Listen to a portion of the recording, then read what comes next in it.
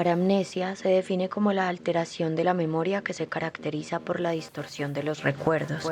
El sujeto tiene falsos recuerdos que cree verdaderos y que sustituyen a los hechos reales que no puede recordar. Hola, soy Manuela Jaramillo.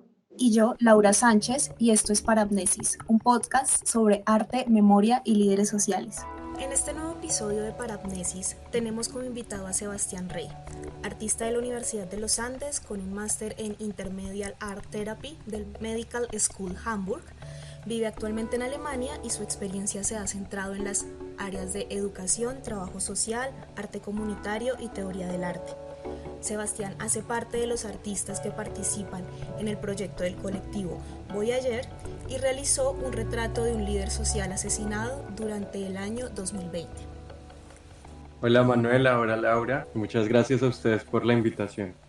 Bueno, Sebastián, para empezar, pues con esta charla nos gustaría pues empezar hablando contigo directamente sobre el líder social que retrataste, porque sabemos que la mayoría de estos líderes y lideresas nos son desconocidos y pues aunque ahora con las redes sociales y el acceso a Internet es mucho más fácil localizar personas, datos, pues cuando se trata de líderes y lideresas y víctimas en general del conflicto armado, pues estos medios parecen ser poco eficaces. Entonces quisiéramos que nos cuentes sobre el líder social, sobre su lucha, su territorio, cuál era su nombre y bueno, demás aspectos que hayas encontrado durante la investigación previa al retrato. Ok, bien, pues su nombre era Henry Julián Blanco Orozco.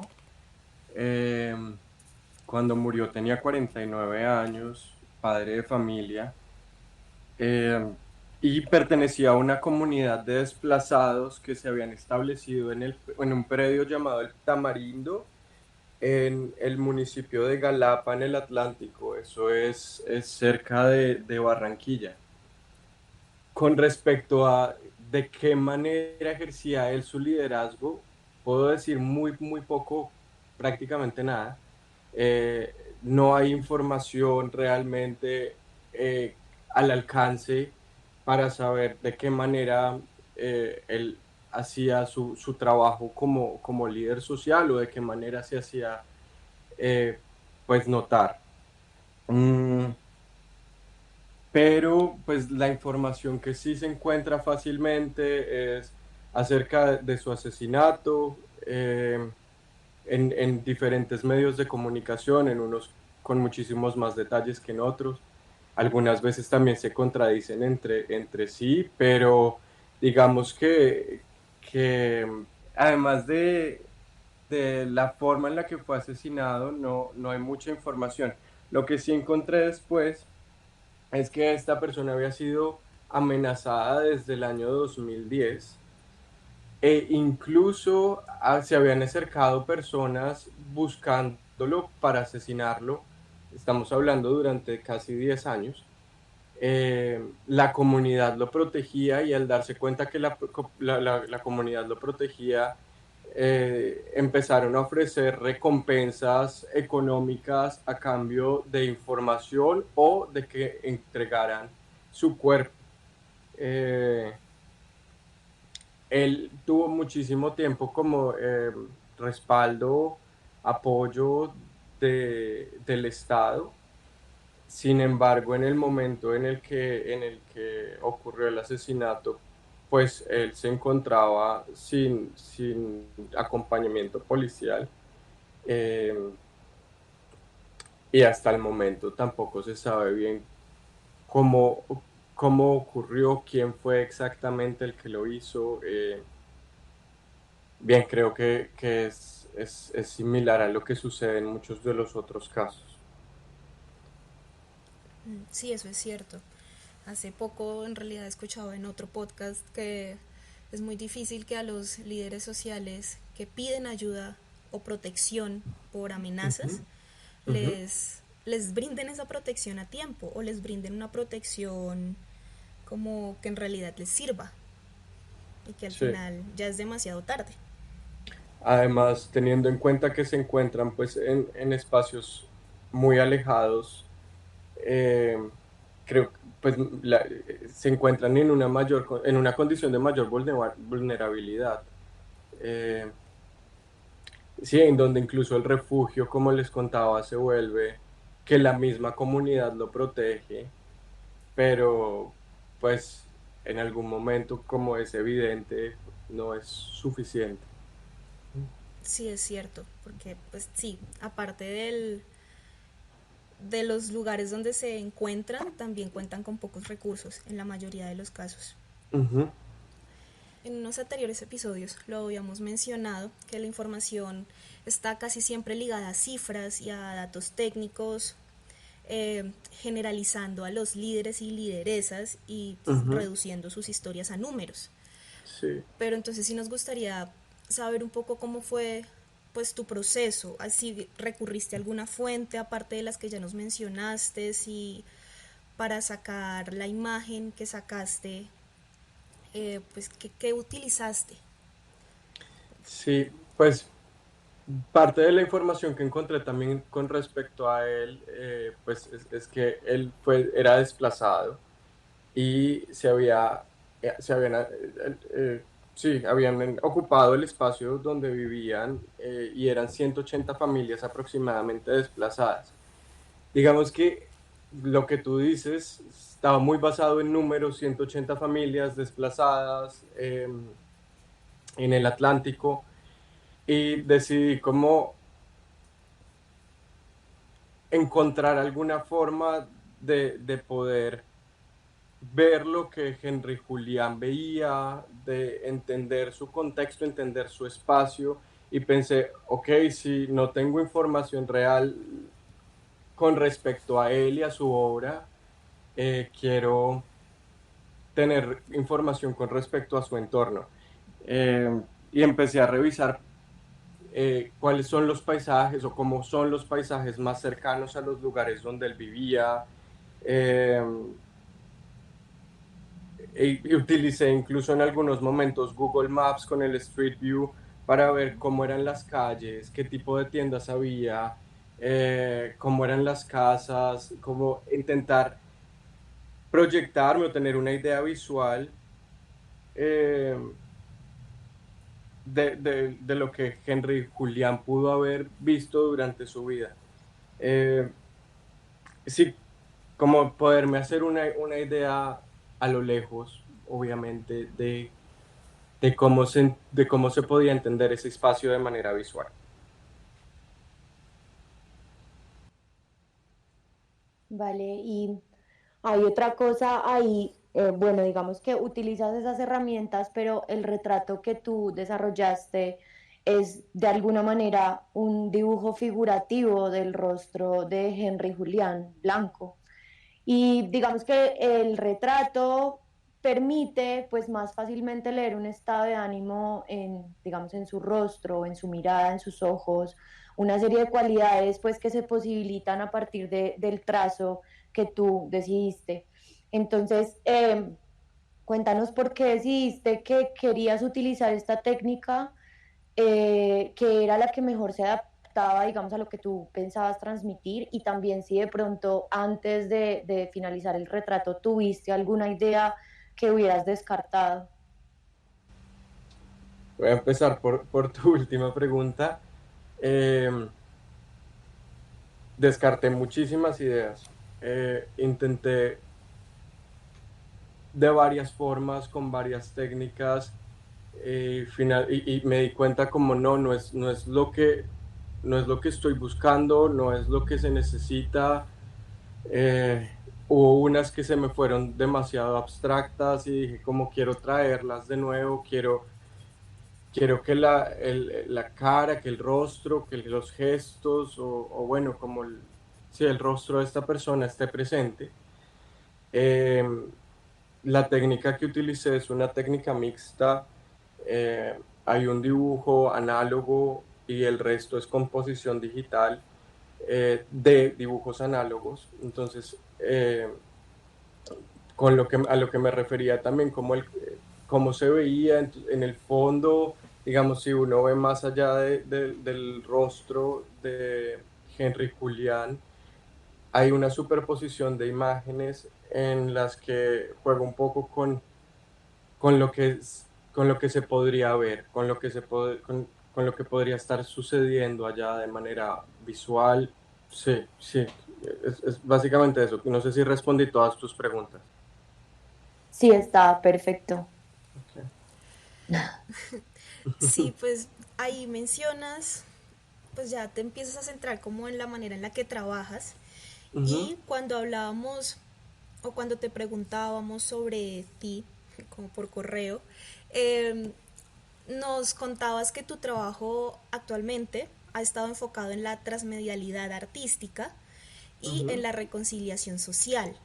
ujú. Entonces, nos gustaría primero que nos contaras un poco o nos explicaras un poco el concepto de transmedia, cómo lo entiendes y pues Ujú. y cómo desde tu experiencia la implementación de herramientas transmediales promueve los procesos de reconciliación y construcción de paz. Bien. Bueno, el término transmedialidad es un término relativamente nuevo, es un término que se lleva discutiendo solamente lo que llevamos de este siglo. Y es un término que parte de otro término que es la intermedialidad. Eh, y digamos, bueno, ahí explico un poco entonces la intermedialidad es como no, es un proceso en el que se asumen los límites entre los medios que son convencionalmente vistos como distintos. Esos límites simplemente están ahí y los asumimos.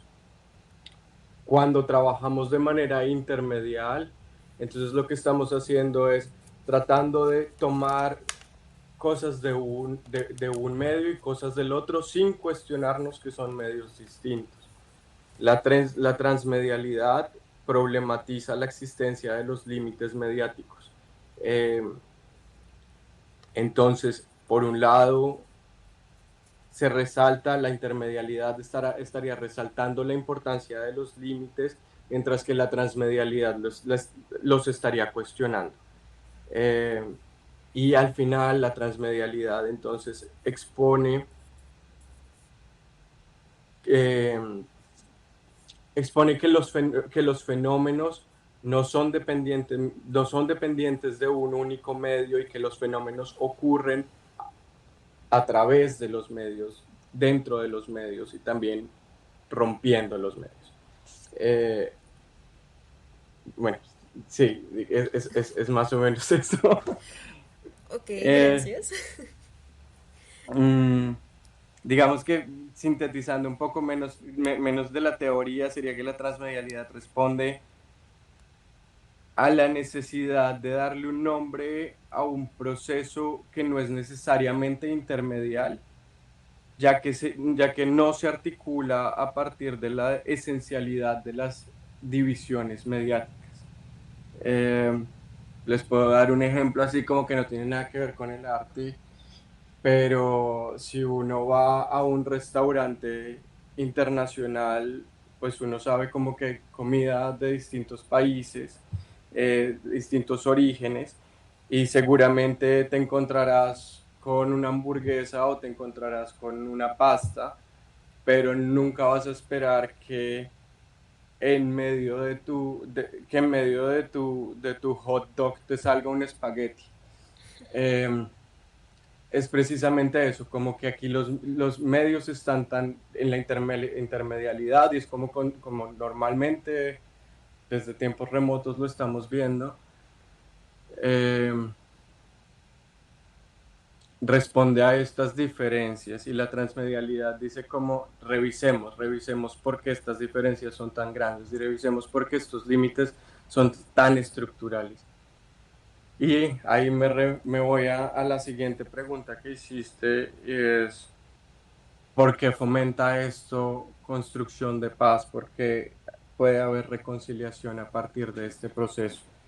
Creo que las herramientas transmediales juegan un papel fundamental y promueven al, la expresión completa del ser humano al desdibujar los límites entre los que solemos comunicarnos. Eh, diciéndole a la persona, exprésate y lo que tú haces no se llama tal, no se llama tal, se llama tu forma de ser, se llama tu forma de expresarte y ya, es simplemente eso. Eh, y por lo tanto, la transmedialidad puede apoyar intercambios socioculturales, dejando de lado eh, condiciones que van de la mano con los límites. Entonces ahí también podríamos hablar de prejuicios, podríamos hablar de preconcepciones, etcétera. Y esto da paso a procesos de reconciliación y, y permitiendo así la formación de memoria colectiva. Es como, es un proceso de creación. La transmedialidad promueve la creación, pero promueve la creación a partir de la experiencia completa de, de, de ti o de mí como ser humano, que se expresa a través de miles de medios y no necesita nombrarlos. Entonces creo que desdibujar esos medios, no, desdibujar los límites entre esos medios promueve una expresión completa, como ya dije, podría facilitar la construcción de memoria colectiva y posiblemente apoyar la construcción de paz. Bueno, Sebastián, y precisamente en esta revisión, digamos, de límites y estructuras, en este desdibujar los límites, en esta creación de memoria colectiva y bueno, todo esto de procesos de creación que nos cuentas que promueve la transmedialidad, ¿de qué forma crees tú, no sé, que todo este trabajo de retratar a un líder social, de investigar su causa, de participar en este proyecto de Evo Jagger, nutre, digamos, tu práctica artística como tal, ¿sí? En general. Es que está demasiado ligado a lo que hago como artista y lo que hago en mi trabajo. Además de artista, soy arteterapeuta y trabajo en contextos clínicos, mmm, apoyando como estos procesos de reconciliación, ya sea social o de reconciliación interna, dentro de sí mismo. Mm, está completamente conectado con lo que hago.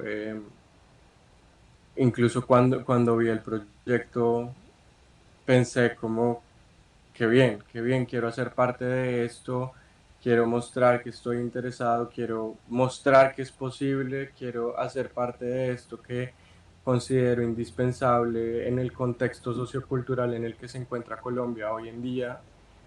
Eh,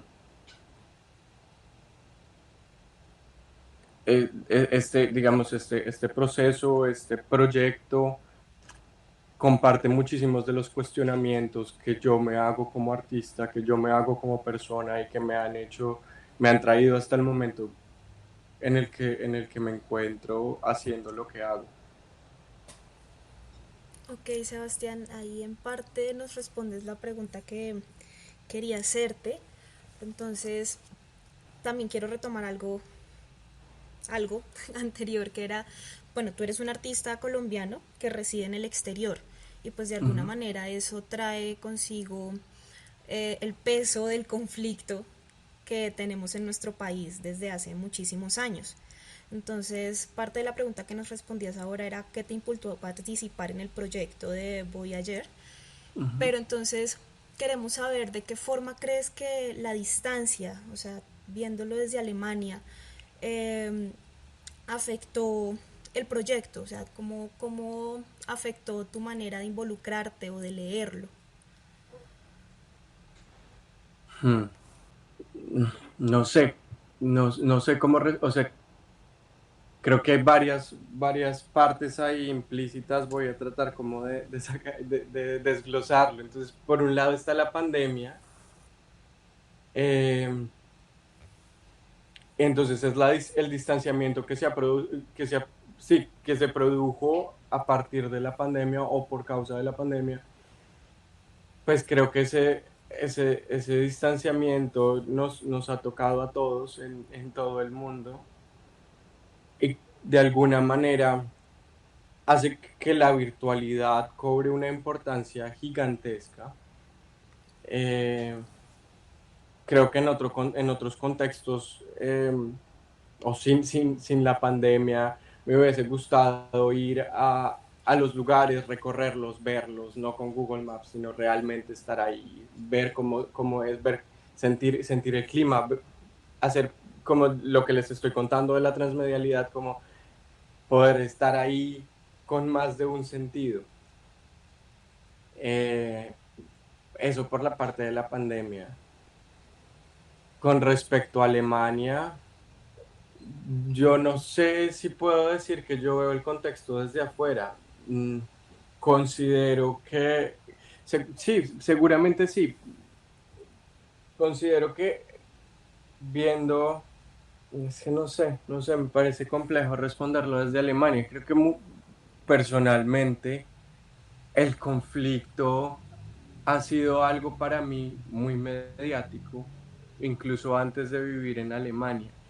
Eh, que por fortuna no tengo a nadie cercano o no he vivido de primera mano lo que conocemos, nuestro conflicto. Eh, entonces, entre verlo allá, verlo en Alemania, siento que incluso me he vuelto más activo en Alemania al respecto y seguramente de una manera más teórica que práctica, pero sí trato de indagar en cómo puede aportar el arte al momento en el que la sociedad colombiana se encuentra y a las condiciones a las que se enfrenta.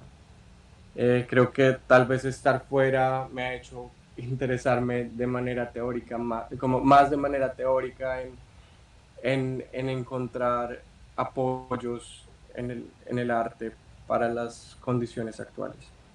Bueno, y precisamente, Sebastián, en ese apoyo, digamos que ofrece el arte, que, bueno, siento que no todos los que somos artistas o nos movemos en este medio lo tomamos así, sí, o sea, siento que es una forma, digamos, es una herramienta, puede ser una herramienta, pero tú, desde tus estudios, digamos, de arte terapia, desde tu máster y desde los intereses que tienes como artista, además que ya no los has como explicado perfectamente, ¿cuál crees, pues, que es el papel del artista y del arte en general, ya no solamente desde tu trabajo, frente a la problemática que vive y que ha vivido nuestro país? O sea, de qué manera, digamos, podríamos utilizarlo como una herramienta positiva en este momento.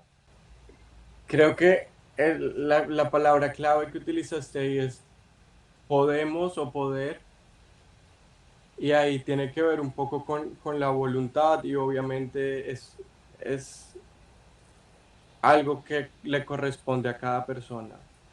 Eh, si el artista tiene responsabilidad en el mundo, pues creo que es una pregunta gigantesca en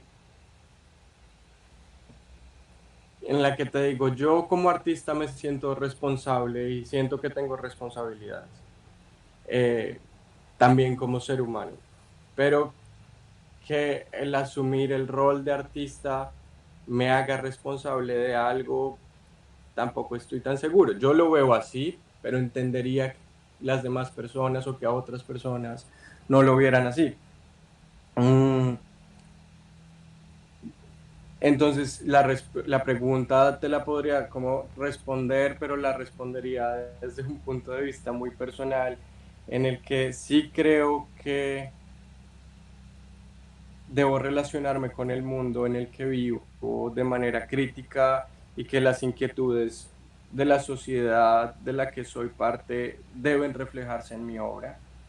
Eh, Digo, mi obra de manera transmedial, yo veo mi arte terapia también como parte de mi obra. Eh, yendo un poco más allá, siento la necesidad de involucrarme directamente con las personas y sus contextos. Entonces, tal cual como les había dicho, puede ser a partir de mis terapias clínicas o este tipo de procesos artísticos, o de arte comunitario, etcétera. Bueno, Sebastián, entonces sí te agradecemos mucho por darnos tu punto de vista, por conversar con nosotros, porque nos parece importante también como tener un poco, pues, tu punto de vista que es clínico. O sea, como que Ujú. eso es nuevo para nosotras. Y creo que también lo será para mucha gente que escuche este podcast. Entonces, pues te agradecemos mucho por hacer parte de Parapnesis, por dedicar este rato a profundizar en estos temas con nosotras y haber participado en el proyecto del colectivo Voyager, por haberle dado un rostro a Henry Julián Blanco y por permitirnos conocer un poco más acerca de él. A quienes nos escuchan, gracias por acompañarnos en este nuevo episodio de Parapnesis. Seguiremos conversando con los y las artistas participantes del proyecto del colectivo Voyager. Este podcast surge en medio del estallido social en Colombia, lo que ha generado, además de tanto rechazo y dolor, una primavera en la que despertamos de un letargo y nos levantamos más conscientes acerca de las víctimas y el sometimiento social al que nos hemos enfrentado durante décadas. Paramnesis es una iniciativa del colectivo Punto Co, conformado por Andrea Ospina y Laura Sánchez, y fue posible gracias al apoyo y colaboración de Manuela Jaramillo en la parte de investigación, Carolina Hernández en el área de diseño visual, Pedro Espinosa en la edición de sonido y al colectivo Voyager por permitir que nos sumáramos a esta iniciativa de retratar la vida y el trabajo de activistas asesinados en Colombia.